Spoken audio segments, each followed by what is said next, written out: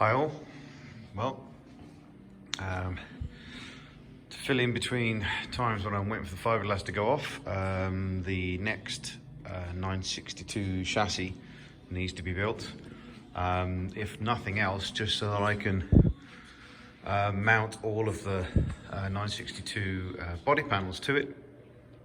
There won't be any wheels or running gear or whatever else. If you've seen the wheel arch openings on the 962, they're yeah, kind of large, and basically don't have to worry too much about where the wheel is. So I'm going to be 100% accurate with the body as far as the wheel axis centerline, or the front axle or rear axle centerline is concerned, but I don't have to be as super critical as I can with this, because we like minimize the gap. 962, they're pretty open, considering the back of the wheel arch is obviously perfectly flat that way in a plane, so it's kind of it isn't a perfect spherical concentric from the wheel, so I don't have to worry be too super critical. So we're going to build the chassis, lift the chassis up just enough so that I can get the body panels on, and then we'll put the 962 panels on here. The rear clips a little bit more awkward, because technically the front clip, the center section doors and front clip can all be mounted to the chassis. The rear clip is technically almost mounted to the gearbox, so which you don't have at the moment, so we'll get around to figuring that one out when we get close to it. We know now obviously that they're perfectly flat sides, 2 meters wide, so we know exactly what we need to do as far as the body panel is concerned anyway, so I'm quite happy. But we need something to mount it to. Could have mounted it to the aluminum tub that we have over there, but that's kind of half or 3/4 finished, and it's just not yeah, I don't want to muck it up. I'm going to put the brackets on that first time. With this, obviously we can muck around. I can weld on some temporary brackets just to keep the body exactly where we need it. Don't have to worry about adjustability, just to take the mold tooling from the 962 body. So, and as far as tooling is concerned, yes, and fiberglass everywhere, we have both of these side pod molds now. I'm on the last end cap for the, what would it be, the right mold. So I have one more end cap to make, and that's the majority of them. This is obviously already done, so we have the main section at the top there. This is one end cap. There is a an L-shaped piece that comes along here, so, and then obviously we have said second end cap. So I've got one end cap to do, and I'm going to laminate at the same time as I've done these small panels that said had the, unfortunately, the lock, the reverse angle on that shape of the sill, that unfortunately needed to have a separate piece to come out to make sure we could actually don't lock the part into the mold. So these two parts, tiny stuff, but we'll leave these in the mold now for a week or so before we really sort of pull them out. So once I finish that end cap, then I'll leave them in the mold for a week before we pull them out, and then we'll make some side sills that actually for the car. So put the side sills on, we'll room out the body, put the doors and everything else back on, then we'll just drop the front clip in just to be 100% sure that I haven't screwed anything up while I've been prepping those parts, prepping the plugs for the mold. So we'll drop the front clip on, I'm pretty sure the front clip hasn't moved, but like I said before, the rear clip, I wasn't overly fastidious enough to check one dimension across the body, and I actually made it adjustable on the buck. Like a moron, I put a DA on it and the nut came loose, so I'm not overly sure of those settings. So I want to actually pull some panels from the molds of the sills, bolt all this back together, drop the rear clip back on again, just readjust it so that it's perfect how it is, double nut the bloody things then so they won't move, and then we'll take the molds from the front and the rear. So yeah, it seems a bit counterintuitive to start the next 962 chassis, but while I'm waiting for certain processes on here, I've got to put 8 coats of wax on that one end cap that I haven't done. So you have a 30-minute gap in between each wax coat, so, and then a 5 or 10-minute gap in between the wax going off and polishing. So it's kind of laborious process, so to keep on, so I'm getting stuff done. We have the next chassis, and now this table is free. Basically I can put the rest of the tooling on the floor. I was doing quite a lot of the molding for the the side pods actually on this flat table. So, but I've already pre-drawn out the chassis. We can tend the see the drawings that I've put actually directly onto the MDF, nice and simple. Obviously the 962 chassis is not flat.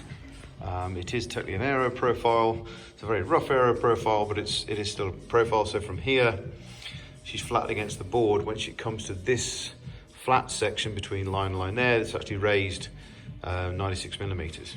And then it comes down again. This front beam is only raised 55 millimeters. And where the fuel tank sits here, from the end of the passenger compartment to where the rear bulkhead is, this is raised 22 millimeters. So yeah, makes fun with square tubing on compound angles. So you don't get a perfectly true kind of shape as you would do with a round tube on a round tube.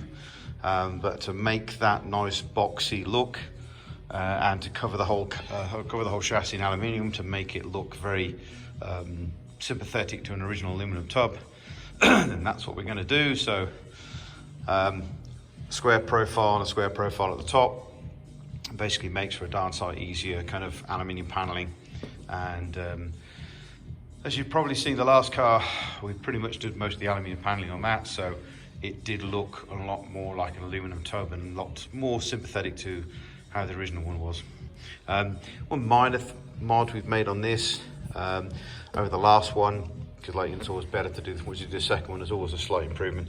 We finished this last time square with this, and basically this piece here really finished awkwardly on there. So what we've done this time around is I've extended this past, instead of making it a nice 45-degree cut there, we've left that where it was, but we've continued this out, and that makes basically for a lot squarer piece on here. And I can just slightly miter this backwards to gain that piece as well as the rise. So it makes it for a lot nicer. Not nicer section here. Doesn't really make any difference to the fuel tank. It just actually brings this slightly out further, because this is instead of apexing here, it's apexing there. So really no different. Plus then that line then will continue up and be part of that side panel anyway. So it just makes things a little nicer when you're putting the paneling on, which obviously you didn't really realize until we put it on. So Mark II, should we say. There are going to be some changes on this chassis in comparison to the original, or the first one we put up together. I am going more,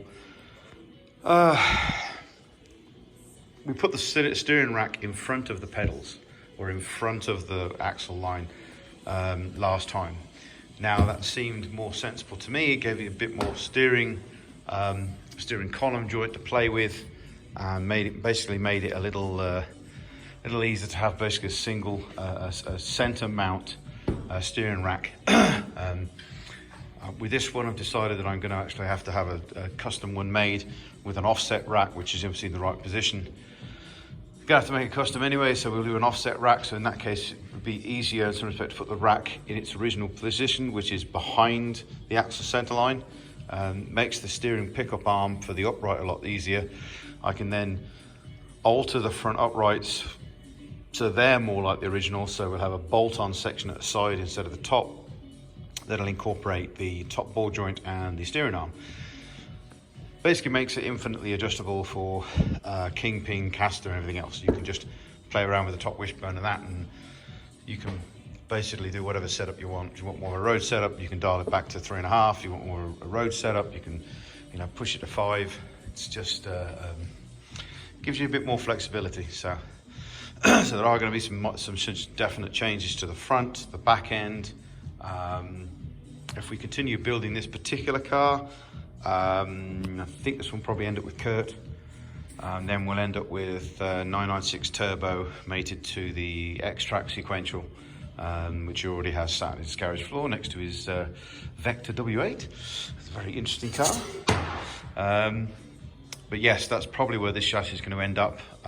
If not, if everything sort of comes to hell in a handbasket, then what I'm going to do is develop a package for this, which will have a 6-cylinder engine. It won't be a Porsche, because I can't afford to spend that kind of money on basically another demo car. So we'll end up with a 6-cylinder V6 instead of a flat 6. And we'll have some form of another gearbox, which I've got an idea might fit, and I've been playing around with some dimensions. It does squeeze everything in, but nothing new for me there. That would make a lot cheaper combination for somebody who wanted to build a 62 but couldn't afford to spend $25,000 on a gearbox, and probably the same on an engine, you know, before you do anything to it. So if I can find a combination that I can basically put engine and gearbox in for probably less than $10,000, then it makes it a lot more viable for that. Obviously then there's quite a bit of engineering through to the back to basically make what's probably going to be a road gearbox, not necessarily a sequential. And I'd have to redesign the rear suspension to basically be similar to more to this car, so that the gearbox is isolated from the chassis. The engine itself will still have to be bolted, but the gearbox itself would be isolated, so we'd have to build a frame around the gearbox to basically take the suspension loads. We'll still have the large 2-inch plate across that the engine and gearbox bolts to, similar to this one here, but obviously the wider and thicker because it actually takes true suspension loads. We will do that same kind of a setup. We won't need the huge gearbox spacer, which is a plus, because that was a pain in the arse to machine. But the engine will be roughly where it is, just the gearbox will be further back, and actually the differential's kind of at the back, so the rear axle center line, which is kind of here. On the old car, on the last car we built, the axles were perfectly in line. With the combination I'm looking at, I'm basically looking at about an 1.5 degree rear swept to get to the diff, so the diff is pushed further back. But it will allow me to do a combination that I can buy without too much money to just for a setup for a demo car, and then obviously people can then you can spend $3,000 or $4,000 on the engine, and twin turbo it, makes 650 horsepower with reasonably not a lot of money, valve springs, pistons and rods, and these things could take 600-700 horsepower, so I'm told. Gearbox itself will already be geared probably for what you kind of need for that motor. There are a few options on that, so it's my thinking anyway. That's if I continue this car on as a build, but I'm pretty sure this is probably going to end up being Kurt's chassis, so in which case we'll end up with a delivery of a 996 and stuff. But though, like everything from the back bulkhead rear anyway will be either it'll either be the Porsche setup and that will require realistically would require a race box to make it true to the original, or we'd have say like a normal engine and sort of reasonably easily accessible gearbox, so that the back end basically I'm not worried about now, because both options will be the same.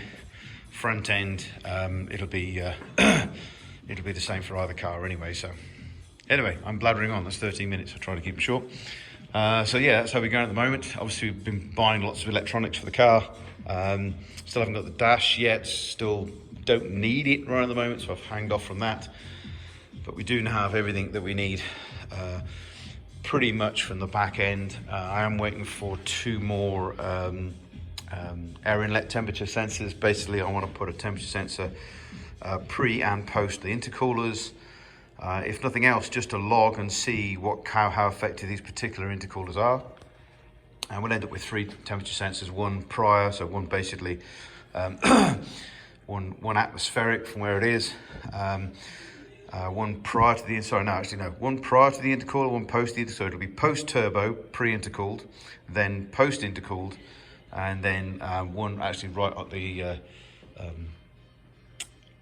right on the intake manifold itself.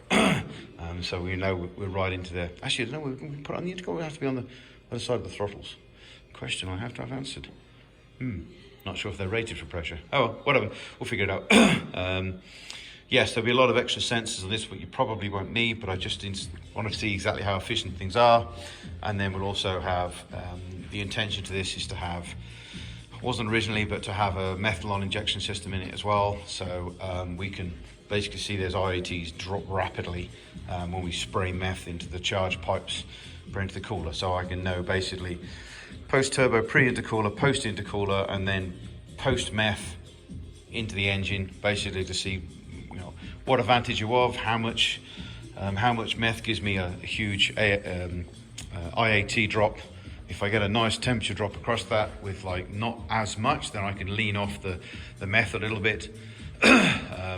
and obviously the amount of meth you put in tends to raise the octane of the fuel slightly. So as you do that, you can actually advance the timing somewhat. So I need to fix exactly what I'm happy with as far as meth injection level and pressure before I actually then do the final mapping of the motor to figure out boost, how to meth input, blah blah blah. So yeah, a lot of mapping and programming and development once the car's actually built. So fun for 2023, hopefully. So but we aim to get this damn thing running this year. I have to have that engine, intake system, turbos, wiring, the whole thing done.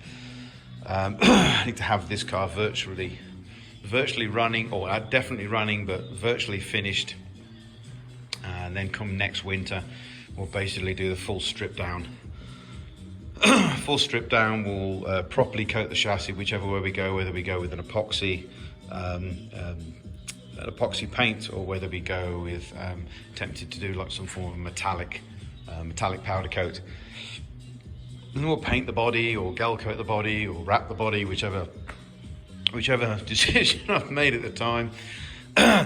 So coming into the summer of 2023, this thing needs to be on the road pretty much like March, April, ready for the summer, and then get out there and then probably get lots of mapping done. So so tooling needs to get finished obviously this year, and then get all the lightweight panels on and get that done that side. So that's that car, that's the next car, that's the tooling. That's about it. Okie doke. Happy New Year to everybody, and I'll speak to you all soon.